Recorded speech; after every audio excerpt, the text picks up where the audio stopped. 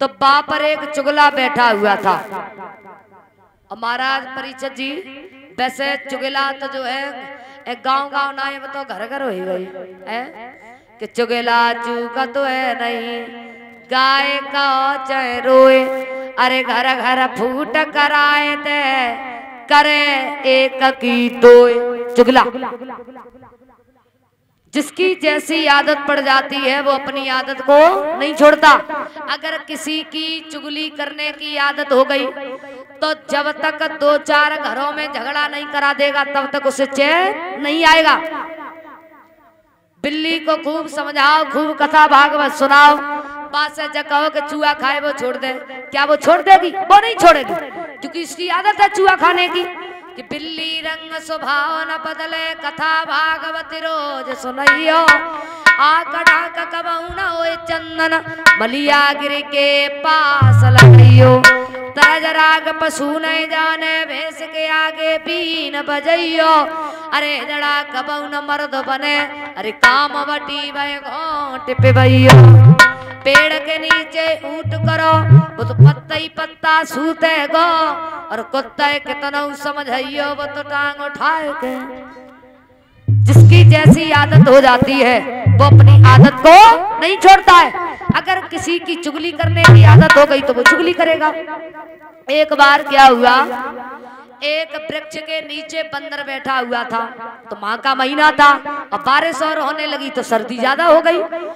ऊपर घोंसले में चिड़िया बैठी हुई थी, तो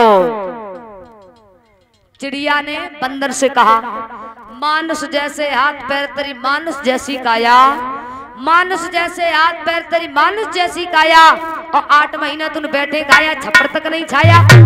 8 महीना में छप्पर छा ले तो काई ठंडन मत हो। तो बंदर ने सोची अच्छा पैसे हूँ तो हम बड़े परेशान हैं, सर्दी के बारे में मरे जा रहे और ऊपर से हमें उपदेश और सुनाई रही है। तो वृक्ष पे चढ़ो, और जो चिड़िया में घोंसला बैठी हुई थी घोंसला तोड़ मरोड़ के फेंक दो। बोले अब तू बैठ ले, यानी कि सीखते बाय जाए सीख सो आए, सीखते बाय जाए सीख सो आए, और सीख का बंदर को जो घरू पे करवाए। मूर्ख को उपदेश देना अपनी मूर्खता होती है। महाराज चुगला गया रानी सुरची के नजदीक, बोले रानी तुम्हारा पुत्र जो है वो ऐसे खड़ा हुआ है जमीन पे जैसे किसी दासी का हो, और दासी का बालक जो है वो महाराज उत्तानपाद की गोदी में बैठा हुआ है। जो इतने शब्द सुने हैं सुरची भागी उत्तानपाद के नजदीक पहुंची है, कहा कि महाराज तुमने ऐसे बैठा लिया, बैठा लिया, अरे तुम्हें ये नहीं मालूम है मेरा पुत्र जमीन पे खड़ा हुआ है, धर्म की कलाई को पकड़ा एकदम से झटका दिया, जमीन पे गिरा दिया। जब महाराज जमीन पे गिरा दिया है,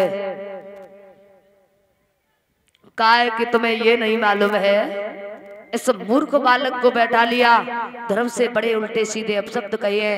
कहा कि तुझे नहीं मालूम है, अरे पूर्व जन्म में थोड़ा भजन किया होता, भगवान से कहता कि हमें दासी की नहीं बल्कि रानी की कोख से जन्म दो, तब महाराज की गोदी में बैठने के लायक होता। अब जा भगवान का भजन करना, भगवान से कहना कि हमें किसी दासी की नहीं रानी की कोख से जन्म दो, तब जो है महाराज की गोदी में बैठने के लायक होगा। जो इतने वचन सुने हैं आज उसी समय सुरची ने बड़े उल्टे सीधे अपशब्द कहे, ध्रुव रोते हुए अपनी मैया सुनीति के नजदीक आए। मैया सुनीति ने जैसे ही ध्रुव को देखा, लाला इधर से गए हुए थे, बड़े हंसते हुए गए, लेकिन उधर से आए, क्या बात है? कहा कि मैया वैसे तो हम कहीं जाते नहीं हैं, और तब मैया हमें लेकर के गए पिताजी के दरबार में, हम खेल रहे थे, पिताजी ने हमें देखा, गोद में बैठा लिया, लेकिन जैसे ही हमें मौसी ने देखा बड़े उल्टे सीधे अपशब्द कही है। लेकिन दुख उस बात का नहीं है कि मौसी हमसे उल्टे सीधे अपशब्द कहती रही, लेकिन दुख तो एक बात का है, क्या?